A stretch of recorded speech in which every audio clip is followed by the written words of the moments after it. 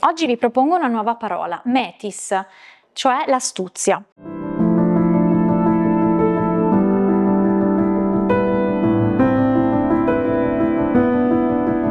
Nella mitologia greca, Metis non è soltanto una parola, ma è una divinità. È un'oceanina, figlia di Oceano e Teti, ed è la personificazione della saggezza astuta, cioè dell'intelligenza capace di adattarsi anche alle circostanze. Prima ancora di diventare una qualità degli eroi, la Metis era quindi un principio antico, l'idea che la sopravvivenza non dipendesse solo dalla forza, ma anche da una mente flessibile e pronta a trasformarsi. È una parola che suggerisce quindi questo significato. Infatti metis è collegata al termine metron, misura per esempio, o al verbo medomai, che vuol dire pensare e progettare.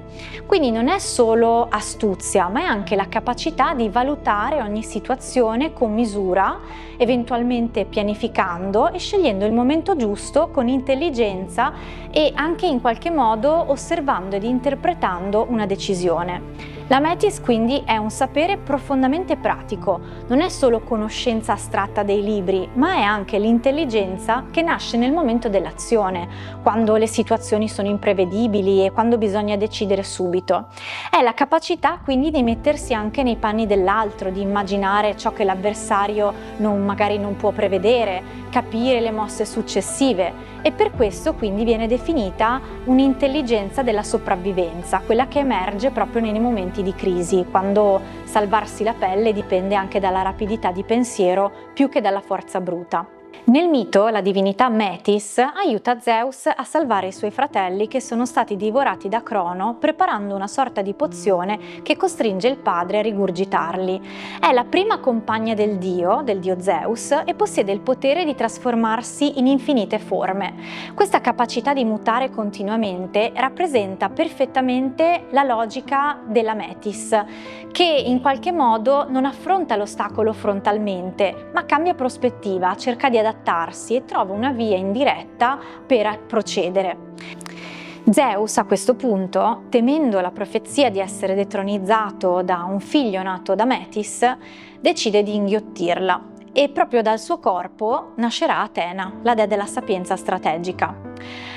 L'intelligenza politica e militare degli dei nasce quindi simbolicamente dall'assimilazione di Metis, e questa forma di intelligenza attraversa un po' tutta l'epica. Pensiamo al suo interprete umano più famoso, che è Odisseo. Omero lo definisce polymetis, cioè ricco di astuzie, e Odisseo non vince perché è il più forte, ma perché in qualche modo sa leggere le situazioni, le sa interpretare. Inventa il cavallo di Troia, inganna Polifemo facendosi chiamare Nessuno, riesce anche a tornare a Itaca cambiando strategia ogni volta che il viaggio lo mette in pericolo. Quindi la sua è un'intelligenza di chi vive in un mondo instabile e deve continuamente reinventarsi per trovare una soluzione. Pensiamo anche ad una figura femminile a questo punto, ad esempio Penelope, che è spesso dimenticata quando si parla di Metis, però in realtà è uno degli esempi più raffinati di essa. Penelope resiste ai pretendenti non con la forza, ma con il tempo. Infatti promette di scegliere un marito quando avrà terminato la realizzazione di una tela che però ogni notte disfa e quindi in qualche modo trova un escamotage. Quindi è una strategia silenziosa e paziente che trasforma l'attesa in un'azione. Se Odisseo incarna quindi la Metis del viaggio e del rischio, Penelope rappresenta la Metis della resistenza quotidiana, della capacità di proteggere ciò che conta senza scontrarsi direttamente.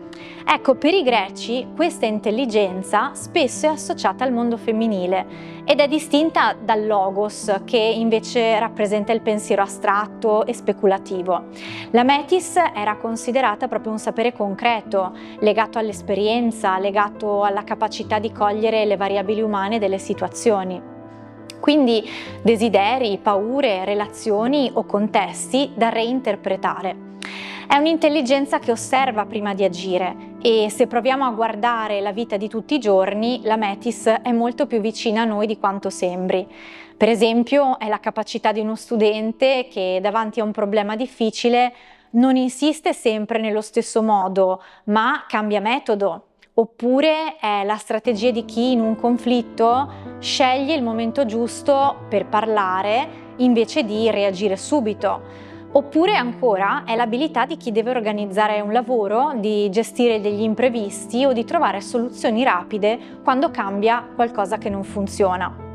Quindi ogni volta che non possiamo cambiare direttamente una situazione, ma troviamo un modo intelligente per affrontarla, stiamo utilizzando la Metis.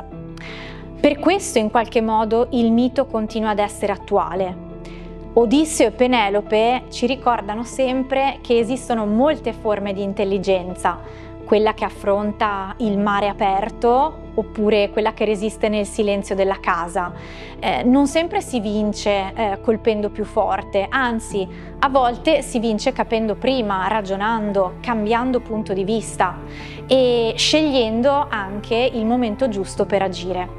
Perché effettivamente l'intelligenza più preziosa, ieri come oggi, non è quella che domina, ma quella che permette a tutti noi di attraversare le difficoltà senza esserne travolti e nonostante tutto trovare comunque la strada per tornare a casa. Grazie e al prossimo episodio.